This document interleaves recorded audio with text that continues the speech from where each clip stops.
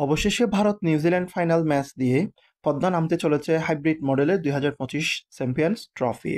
শিরোপা নির্ধারণী মঞ্চে রোহিত শর্মার দলের মুখোমুখি হবে মিশেল স্যান্টনারের দল।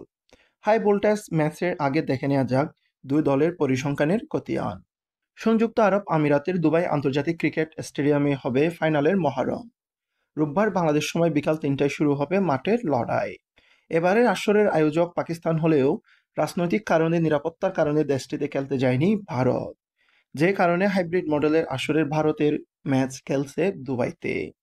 মুখোমুখি দীর্ঘ পরিসংখ্যানের দিকে তাকালে জয়ের পাল্লা ভারী ভারতের দিকে।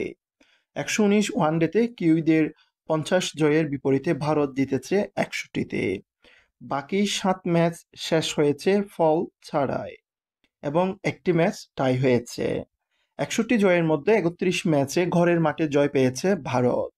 প্রতিপক্ষের মাঠে ১৪ ও নিরপেক্ষ ভেন্যুতে ১৬ জয় আছে টিম ইন্ডিয়ার ঝুলিতে। অন্যদিকে নিউজিল্যান্ড নিজেদের মাটিতে জিততে পেরেছে ২৬ ম্যাচ, ৮ ম্যাচ ভারতের মাঠে এবং নিরপেক্ষ ভেন্যুতে ১৬ জয় আছে নিউজিল্যান্ডের। বিশ্বকাপের পরিসংখ্যানে দুই দলই লড়াই করেছে সমানে সমান। ১১ ম্যাচের দেখায় ৫টি করে জয় আছে দুই দলেরই। পরিত্যক্ত হয়েছে একটি ম্যাচ। এবারের আগে চ্যাম্পিয়ন্স ট্রফিতে একবারই ভারতের মুখোমুখি হয়েছিল নিউজিল্যান্ড। ২০০০ সালের সেই আসরের শিরোপা নির্ধারণী ম্যাচে দেখা হয়েছিল তাদের। সৌরভ গাঙ্গুলির দলকে কাঁদিয়ে শিরোপা উঁচিয়ে ধরে স্টিফেন ফ্লেমিংয়ের নিউজিল্যান্ড। প্রতিযোগিতায় একবারই শিরোপা জিতেছে কিউইরা। পরের মৌসুমে ২০০২ সালে আবারও ফাইনালে ওঠে ভারত। বৃষ্টির কারণে রিজার্ভ ডেতেও ম্যাচ মাঠে না গড়ালে শ্রীলঙ্কার সাথে যৌথভাবে চ্যাম্পিয়ন হয় তারা।